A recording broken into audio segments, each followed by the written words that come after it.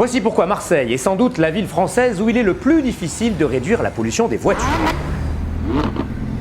Pour améliorer la qualité de l'air dans les grandes agglomérations, la loi Climat et Résilience prévoit d'interdire progressivement dans les centres-villes les voitures les plus anciennes, donc les plus polluantes.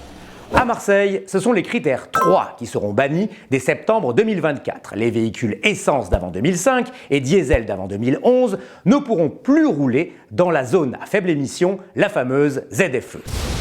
Un territoire qui va du boulevard Gèze dans le nord jusqu'au 2e Prado dans le sud, délimité à l'est par le Jarret, à l'ouest par la mer.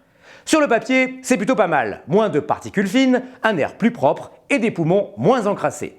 Mais dans la pratique, ce n'est pas si simple et pour plusieurs raisons. Tout d'abord parce qu'à Marseille, on utilise beaucoup sa voiture. La ville est grande, très vallonnée, peu adaptée au vélo. Et même à l'intérieur de la ZFE, il n'y a pas du tram ou du métro partout. Ensuite, parce qu'une grande partie des Marseillais roulent avec des véhicules critère 3, ceux qui seront interdits en septembre prochain. Très peu d'entre eux ont les moyens d'acheter un véhicule moins polluant. 354 000 véhicules actuellement en circulation seront interdits en septembre 2024. Car dans le centre-ville de Marseille, il n'y a pas que des bobos à vélo, mais aussi des habitants à bas revenus. Comment voulez-vous que les habitants du 3e arrondissement de Marseille, l'un des quartiers les plus pauvres de France, se mettent à la voiture électrique en 6 mois ? Ce quartier se trouve pourtant au cœur de la ZFE.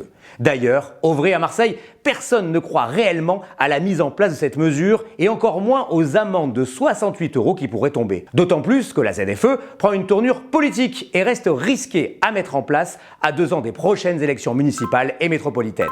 D'ailleurs, dans d'autres métropoles comme Lyon, Toulouse ou Bordeaux, dont les centres-villes sont souvent bien plus gentrifiés qu'à Marseille, on a fait machine arrière sur le calendrier.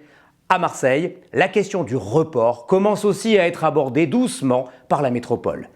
Est-ce une bonne nouvelle ? À court terme, c'est un soulagement pour ceux qui ne peuvent ni changer leurs habitudes ni leur voiture. À long terme, c'est forcément très mauvais pour la planète, pour nos poumons et ceux de nos enfants.